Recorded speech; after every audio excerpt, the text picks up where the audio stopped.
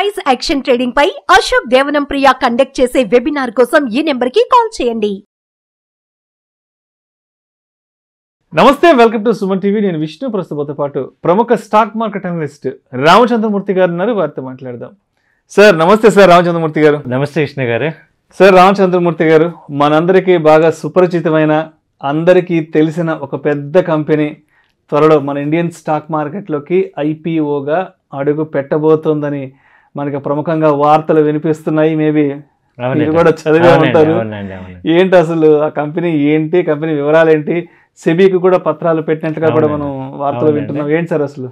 ఇది మనకి తెలిసిన కంపెనీ సార్, హుండాయ్ కంపెనీ ఐపీఓకి వస్తుంది అన్నారు. అంతకుముందు ఏంటంటే ఇండియాలోనే నెంబర్ 1 ఐపీఓ ఎల్ఐసి ఉంది, 21,000 crores. ఇప్పుడు దాన్ని బీట్ చేసి ఇప్పుడు 25,000 కోట్ల సమీకరణాన్ని ఈ హుండాయ్ మోటార్స్ తీసుకొస్తుంది. అంటే దాదాపు ఆటోమొబైల్ సెక్టార్లో 20 సంవత్సరాల తర్వాత ఇంకొక కంపెనీ, ఫారెన్ కంపెనీ రావటం అనేది ఇదే. అంతకుముందు మారుతి సుజుకి ఐపీఓకి వచ్చింది 20 years బ్యాక్. ఇప్పుడు ఆ తర్వాత ఇది వస్తుంది. బేసిక్గా మనం హుండైని చూస్తే ఏంటంటే హుండై మోడల్స్ అన్నీ దాదాపు 13 మోడల్స్ ఇండియాలో విక్రయిస్తున్నారు. అలాగే ఎవ్రీ ఇయర్ చూసుకుంటే యావరేజ్గా 7 to 10% గ్రోత్ ఇస్తుంది. అయితే పీపుల్ అందరూ కూడా హుండై మోడల్స్ని యాక్సెప్ట్ చేశారు. చాలా మంచి మోడల్స్. అలాగే అవి ఆల్రెడీ ప్రూవ్డ్ ఏంటంటే అవి ఒక క్లాస్గా కానీ, స్టైలిష్ లుక్ కానీ, తర్వాత మారుతికి ఈక్వల్గా కాంపిటీషన్ తీసుకురావటం కానీ, ఒక స్టైలిష్ బిజినెస్ క్లాస్ అంతా కూడా ఎక్కువ మంది ఈ హుండైని యాక్సెప్ట్ చేస్తున్నారు. అలాగే ఇప్పుడు ఏమైందంటే ఎందుకు ఇంత సడన్గా ఐపీఓగా రావటానికి వెనకాల మూల కారణం ఏంటి అంటే ఈ యొక్క టెస్లా కార్లు వస్తున్నాయి ఇండియా మోడల్స్కి. అలాగే టెస్లా ఏంటంటే ఇది మనకి ఈవీ కంపెనీ, ఎలక్ట్రానిక్ వెహికల్స్. అది తట్టుకోవడానికి ఇప్పుడు 25,000 కోట్ల అంత డబ్బు కావాలి. ఎందుకంటే సమీకరణ కోసం వెయిట్ చేస్తున్నారు. ఎందుకంటే వీళ్ళు కూడా ఆల్రెడీ ఇప్పుడు నెక్స్ట్ 2-3 yearsలో మేజర్ కంపెనీలన్నీ కూడా ఎలక్ట్రానిక్ వెహికల్స్ అవ్వాల్సిన అవసరం ఉంది. అది గుర్తించి ఏం చేసిందంటే ఇప్పుడు ఈ యొక్క ప్లాంట్స్ని పెట్టుకోవాలి, న్యూ ప్లాంట్స్ని తీసుకురావడానికి మేజర్ రీజన్.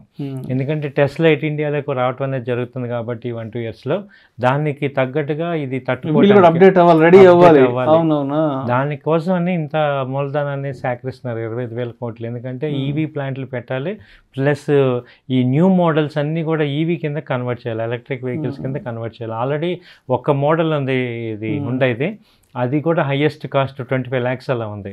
అలాంటి పద్ధతి నుంచి ఇప్పుడు మనకి టాటా మోటార్స్ 10 lakhs 7 lakhsలోనే ఎలక్ట్రిక్ వెహికల్స్ ఇస్తున్నారు. కాబట్టి ఈవెన్ గవర్నమెంట్ కూడా ఎక్కువగా ఇండైరెక్ట్గా ఫోర్స్ చేస్తున్నాయి ఈ ఆటోమొబైల్స్ని ఈవీకి కన్వర్ట్ అవ్వాలని.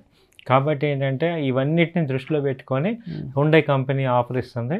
ఇది నిజంగా ఏంటంటే మనం రీటైల్ క్లయింట్స్ అందరికీ కూడా ఇది ఒక మంచి అవకాశం అని చెప్పచ్చు. ఎందుకంటే ఇప్పుడు దీనిలో అడ్వాంటేజ్ ఏంటంటే ఇది ఇండియన్స్ అందరూ కూడా ఇప్పుడు కార్స్ అనేవి ఇక్కడ గ్రోయింగ్ ఇండస్ట్రీ కాబట్టి ఎలక్ట్రిక్ మోడల్స్ వస్తాయి. కాబట్టి మీరు ఎవరైనా కానీ ఫ్రీ అమౌంట్ ఏదైనా ఉంటే ఒక ఇన్వెస్ట్మెంట్ కింద ఇది ఒక ట్రై చేయొచ్చు మన ఇన్వెస్టర్స్ అందరికీ కూడా ఒక ఆల్టర్నేట్గా. అది ఇదైతే మంచి పరిణామమే. ఎందుకంటే దక్షిణ కొరియా అనేది ఆల్రెడీ హుండై అనేది ఆల్రెడీ ప్రూవ్డ్ అనమాట, ఒక రకంగా క్లాస్ కంపెనీస్. సో వాటిలో ఐపీఓ రావటం, ఇండియాలో ఎస్టాబ్లిష్ అవ్వటం అనేది మంచి పరిణామం ఇది. సో అయితే ఇప్పుడు రామచంద్రమూర్తి గారు, ఇప్పుడు ఒక చిన్న కంపెనీ కానివ్వండి, ఒక పెద్ద కంపెనీ కానివ్వండి, ఐపీఓకి రాబోతోంది, సరే ఎంతో కొంత ఇన్వెస్ట్ చేద్దాం అని ఒక ఆలోచన వచ్చినప్పుడు ఆ కంపెనీకి సంబంధించి కనీసం అంటే ఎటువంటి బేసిక్ విషయాల గురించి మనం అవగాహన తెచ్చుకోవాలంటారు? ఎటువంటి బేసిక్ విషయాల మీద మనం కొంత పరిజ్ఞానం పెంచుకోవాలంటారు? ఇది చాలా ఇంపార్టెంట్ క్వశ్చన్ సార్. ఈ ఐపీఓ కాదు, ఏ ఐపీఓ అయినా ఎవరైనా ఇన్వెస్ట్ చేసే ముందు మీరు అడిగినట్టు ఈ క్వశ్చన్ ఒక్కసారి మీరు గమనించండి. నేను చెప్పే విషయాలు ముందు వాళ్ళ బ్యాలెన్స్ షీట్ చూడండి. లాస్ట్ 3 years బ్యాలెన్స్ షీట్లో ప్రాఫిట్ ఉంటే, నెట్ ప్రాఫిట్ కనుక ప్రాఫిట్ ఉంటే it is a positive company. అలాగే రెండో పాయింట్ ఏంటంటే వాళ్ళు ఆ డబ్బుని ఏం చేస్తారు అనే విషయం, దేనికి ఉపయోగిస్తున్నారు, డెట్స్ తీర్చుకోవటానికా లేకపోతే ఎక్స్పెన్షన్ జెన్యున్గా ఏం చేద్దాం అనుకుంటున్నారు, ఇంత డబ్బుని ఏం చేస్తున్నారు అనేది కూడా వాళ్ళు ప్రాస్పెక్ట్స్లో వాళ్ళు చెప్తారు. అదొక్కసారి చదవండి. ఈ రెండు చదివి మీకు ఓకే ఈ డబ్బు ఇవ్వటం వల్ల వాళ్ళు గ్రో అవుతారు అనుకుంటే మీరు మనం ఇన్వెస్ట్ చేయొచ్చు.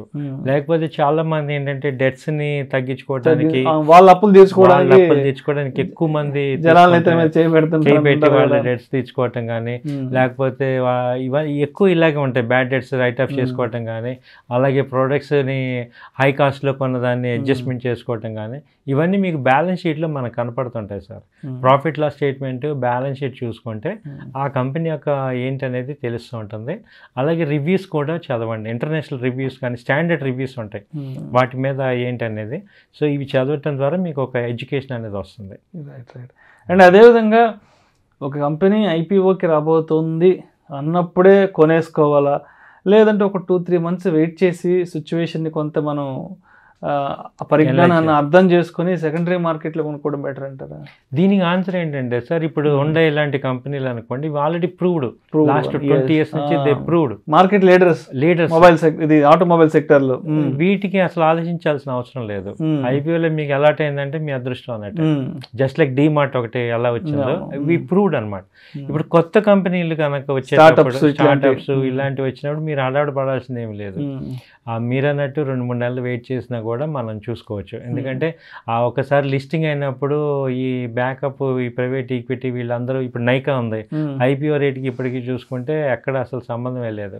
అలాంటి కంపెనీలు దాదాపు 20-30 ఉన్నాయి.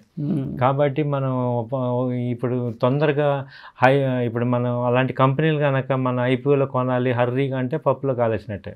కాబట్టి ఏంటంటే ఇప్పుడు ఆల్రెడీ ప్రూవ్డ్ కంపెనీస్ కాకుండా ఈ మిడ్ క్యాప్, ఇప్పుడు రీసెంట్గా వచ్చే కంపెనీస్ ఏమైనా కానీ మీరు పార్షియల్ అమౌంట్ ఇన్వెస్ట్ చేయండి.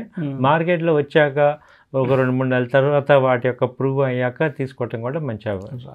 అంటే రాలేనంత మాత్రం నేను టెన్షన్ పడాల్సిన ఏం లేదు. వాటి యొక్క వాటి పర్ఫార్మెన్స్ అనేది ప్రూవ్ అవుతుంది. సో ఈ మేజర్గా ఏంటంటే మనం చూడాల్సిందే అసలు వాళ్ళు ఆ డబ్బుని ఏం చేస్తారు అనేది కరెక్ట్గా ఉంటే, మనం లాస్ట్ 3 years కనుక వాళ్ళు ప్రాఫిట్స్ కనుక కరెక్ట్గా ఉంటే, నెట్ ప్రాఫిట్స్ ఉంటే, వాళ్ళు ప్రూవ్డ్ కంపెనీ అన్నట్టు. సో కాబట్టి మనం అలాంటివి ముందు చూసుకోవాలి. Thank you sir. Thank you అండి. ప్రైస్ యాక్షన్ ట్రేడింగ్ పై అశోక్ దేవనం ప్రియ కండక్ట్ చేసే వెబినార్ కోసం ఈ నెంబర్ కి కాల్ చేయండి. సుమన్ టీవీలో మీ పర్సనల్ అండ్ బిజినెస్ ప్రమోషన్స్ కోసం కింది నెంబర్ కి కాంటాక్ట్ చేయండి.